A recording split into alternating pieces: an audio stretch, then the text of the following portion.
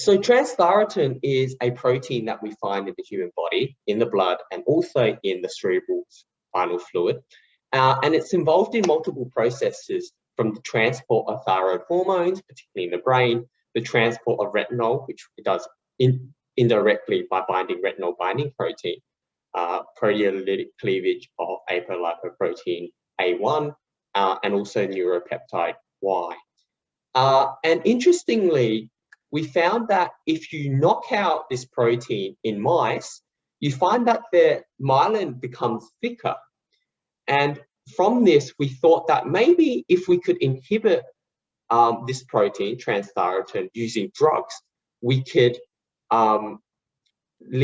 develop new treatments for demyelinating diseases like multiple sclerosis, where the myelin sheath is actually being degraded.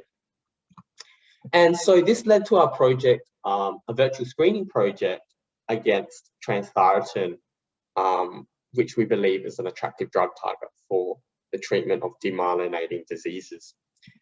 And so what we actually did was we first made a homology model of the protein, and we identified druggable sites on the protein that we believed we could fit drugs into. They have the properties that were amenable for getting small molecules into. And then we performed the virtual screen. I'm not going to run through too much into the details of the virtual screen, but we just try to fit molecules in.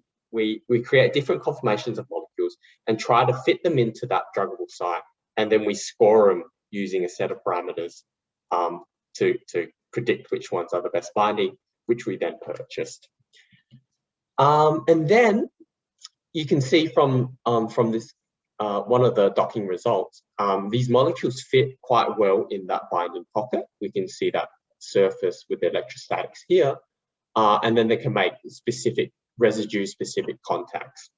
So this is obviously all predicted at this point, but in the future, we plan to validate these compounds using in vitro methods first, SPR and MST, to see whether or not these compounds can bind to the protein.